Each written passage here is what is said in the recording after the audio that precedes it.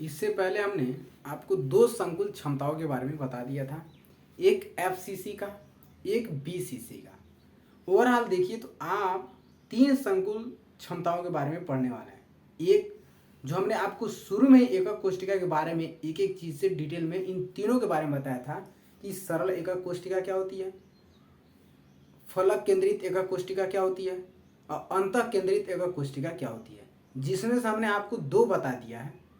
एक फलक केंद्रित एकक कोष्ठिका की संकुल क्षमता, दूसरा अंतः केंद्रित एकक कोष्ठिका की संकुल क्षमता, और इसका जो तीसरा है जो कि हमने यहाँ पे संकुल क्षमता में जो बता रहे हैं वो नीचे से बता रहे हैं, लेकिन हमने एकक कोष्ठिका में इसी चीज़ को ऊपर से बताया था कि सरल एकक कोष्ठिका क्या होती है, फलक केंद्रित एकक कोष्ठिका क्या होती है, या अंतः केंद्रित एकक कोष्ठिका क्या होती है, ये हमने ऊपर से बताया था। लेकिन संकुल क्षमता में हम इसको नीचे से बताते जा रहे हैं।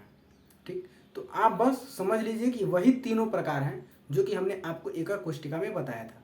यहाँ पे हमने दो बता दिया, एफसीसी मतलब फलक केंद्रित एकक कोष्ठिका की संकुल क्षमता, बीसीसी बॉडी सेंटर्ड क्यूबिक जो हमारे पास यूनिट सेल है या अंतः केंद्रित एकक कोष्ठिका है उसको बता दिया। एफसीसी बीसीसी दोनों बता दिए हैं।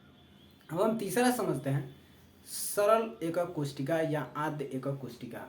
इसकी अब संकुल क्षमता क्या होगी उसको हम लोग समझते हैं। तो जो हमारा तीसरा प्रकार था वो था, तीसरा है आद्य या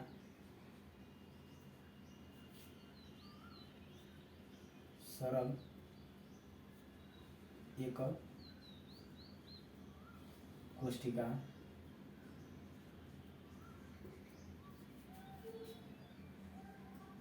की संकुल क्षमता।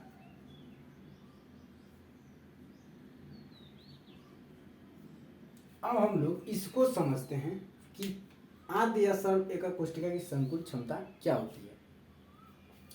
आद्य एकक कोष्ठिका का फिगर आपने जो बनाया था वो किस तरह से बनाया था, ये एक घन होता है और इसमें जो कण होते हैं वो इसके कोने पर उपस्थित होते हैं। ये हमारा एक घन हो गया या एकक कोष्ठिका हो गया जिसको हम यूनिट सेल कहते थे, और इसमें ये जो कण हैं ये इसके कोने पर उपस्थित रहते थे और कणों की संख्या थी कितनी, कणों की संख्या 8 थी। ये रहा इसका संरचना। इसको आप फिगर को ध्यान से देखें तो इसमें भी एक कण का 1/8 भाग ही इसमें जुड़ा हुआ है। अगर ये हमारे पास एक कण है तो हम हमेशा इस चीज को बताते आए हैं, ये जो कण है ये एक गोला है और ये जो कण है, ये जो बिंदु आपको दिख रही है, अगर ये गोला है तो इस गोले का ये जो बीच का सेंटर है उसको हमने यहाँ पे लिखा है या बनाया है। इसका मतलब इसको अगर आप गोले के रूप में बनाएं तो ये कुछ इस तरह के बनेगा। ठीक, यहाँ पे ये कुछ इस तरह से अपना आकार बनाएगा।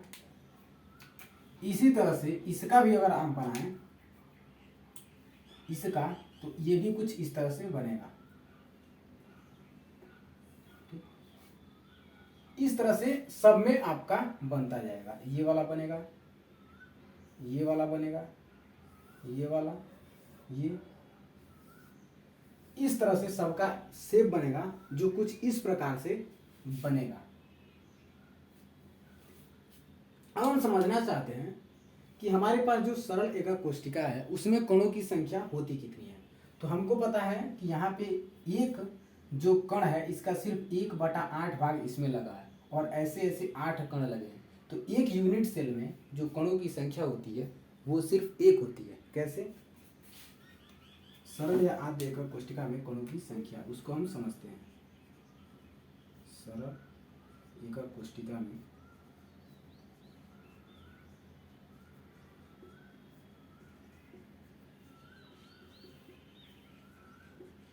कणों की संख्या, एक कण का 1/8 भाग अगर आप इसको लें, इस कण को, तो इसका सिर्फ इतना भाग इसमें लगा है। ये है 1/8 भाग जो कि इस यूनिट सेल में। इसका अगर आप एक रफली डायग्राम अगर हम आपको समझाएं तो मान लीजिए ये हमारे पास एक यूनिट सेल है,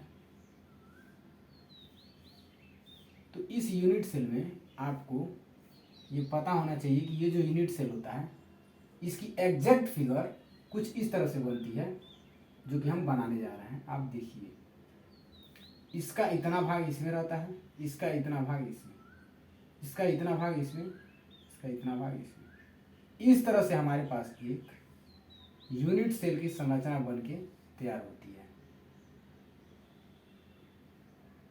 ये है हमारा एक यूनिट सेल।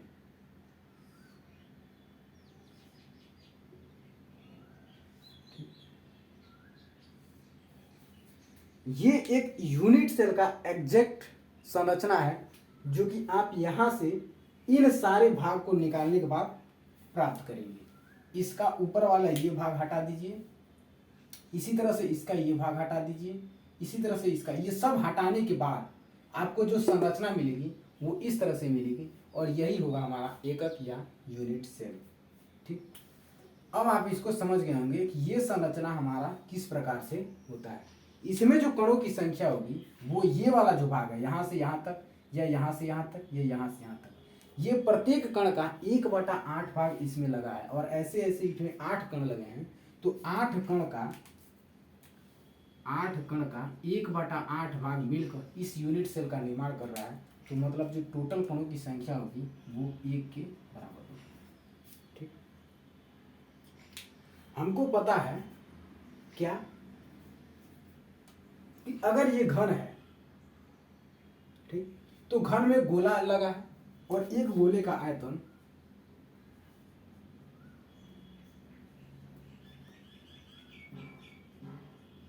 बराबर किसके होता है, 4/3 पाई आर क्यूब। इसलिए इसमें उपस्थित जो कण है वो कितना है, 1। तो इसमें भी जो गोले का आयतन होगा वो 1 के ही बराबर होगा। मतलब जो गोले का आयतन होगा सरल एका कोष्टिका में, ये तो हो गया गोले का आयतन, हमको पता होता है। और इसी को आप चाहें तो इसके बराबर रख लीजिए, या अलग से लिख लीजिए कि एकक कोष्टिका, सरल एकक कोष्टिका, क्या सरल एकक कोष्टिका में गोले का आयतन भी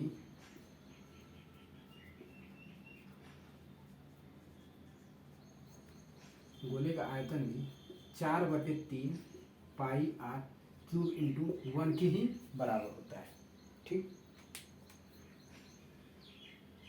गोले का जो आयतन होता है वो इतना ही होता है जितना एकक कोष्टिका का आयतन होता है।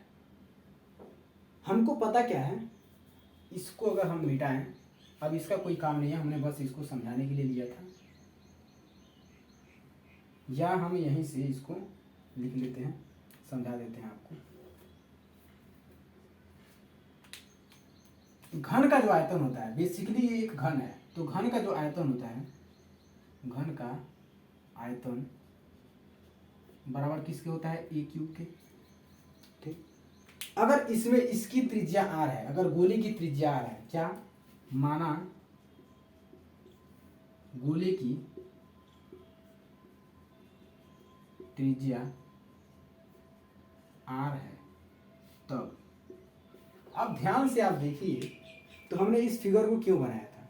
इस फिगर को जब हमने बनाया था तो आप इसको ध्यान से एक चीज देखें कि यहां से यहां तक और यहां से यहां तक दोनों मिलकर ही यहां से यहां तक इस गोले का इतना भाग और इस गोले का इतना भाग, मतलब इसकी यहां से यहां तक त्रिज्या और इसकी यहां से यहां तक त्रिज्या, दोनों मिलकर जो त्रिज्या है वो किसके बराबर है, इसकी भुजा की। तो हम यहां पे एक चीज लिख ले रहे हैं, माना घन की भुजा ए है, तब जो घन का आयतन होगा ये है, तब घन का जो आयतन होगा वो a क्यूब के बराबर होगा। और यहां से एक चीज देखिए, तो दो, अगर ये r है, ये r है, तो दोनों r मिलकर एक भुजा के बराबर है। मतलब इसकी जो भुजा है a बराबर किसके है, 2r के। ध्यान से देखिए, यहां से यहां तक एक भुजा है, यहां से यहां तक ये जो भुजा है इसकी ये जो टोटल लंबाई है उसको हमने क्या मान लिया, ए। घन की भुजा को हमने क्या मान लिया, यहाँ से यहाँ, सॉरी यहाँ तक है, यहाँ तक इसको हमने ए मान लिया। ठीक, यहाँ से यहाँ तक की जो हमने लंबाई को ए माना है, ये आधे गोले में आर त्रिज्या इससे मिलकर बना है, इस गोले में आर त्रिज्या इससे मिलकर बना है, और ये टोटल लंबाई है ये इसकी त्रिज्या प्लस इसकी त्रिज्या दोनों त्रिज्या के बराबर है, और दो त्रिज्या यहाँ पे है, इसलिए ये दोनों जो लंबाई है 2r के बराबर है, और ये जो है वो 2r के बराबर होगा। यहां से आप क्या कीजिए, दोनों तरफ का घन कीजिए, क्योंकि हमको घन का आयतन क्या पता है, ए क्यूब। तो इसलिए जब आप यहां से ए क्यूब करेंगे तो ये जो ए क्यूब होगा ये बराबर हो जाएगा 2r के क्यूब के, ये इसके बराबर हो जाएगा। इसलिए ये जो ए क्यूब होगा वो बराबर हो जाएगा 2r के क्यूब के। अब आपको क्या पता चल गया, आपको पता चल गया क्या, घन का आयतन किसमें, त्रिज्या के रूप में, जो कि इस पूरे घन का आयतन है। और यहां से आपको पता चल गया गोले का आयतन, कौन से गोले का आयतन, जितने कण उसमें उपस्थित है या जितने गोले उपस्थित हैं, तो जितने गोले उपस्थित हैं उनके द्वारा घेरा गया जो आयतन होता है वो पता चल गया, और इसकी जो टोटल आयतन है या कुल आयतन है वो पता चल गया। दोनों त्रिज्या के रूप में हमने निकाल लिया। तो अब इसकी जो कुल संकुल क्षमता होगी वो किसके बराबर होगी, अब उसको समझते हैं। यहां से अब हम समझते हैं कि सरल एकक कोष्टिका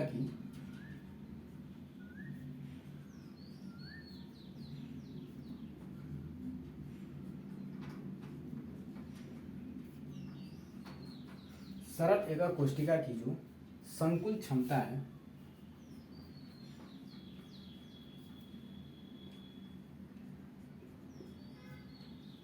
बराबर किसके होगा, जो संकुल क्षमता है वो बराबर होगा कण के द्वारा घेरा गया आयतन जो कितना है 4/3 पाई r क्यूब इंटू 1 अपान में घन का टोटल आयतन जो कि त्रिज्या के रूप में 2r क्यूब के बराबर है। जब आप इसको सॉल्व करेंगे ये हो गया 4 पाई r क्यूब, ये का मल्टीप्लाई करेंगे तो वही होगा, और ये 3 और 2 का जब आप क्यूब करेंगे और r का क्यूब करेंगे तो ये हो जाएगा 2 दूना 4 दूना 8, ये क्यूब मतलब इसका भी क्यूब इसका भी क्यूब, तो ये हो जाएगा 8 गुणे r क्यूब। ध्यान से देखिए, तो इससे ये कैंसिल हो जाएगा और 4 से ये कैंसिल हो जाएगा 2 बार में, तो बचा क्या, हमारे पास जो बचा वो बचा पाई अपान 6, ये हमारे पास वैल्यू बच गई। और पाई की वैल्यू हमको पता क्या है, होती है 3.147, मतलब 3.14 समथिंग होती है।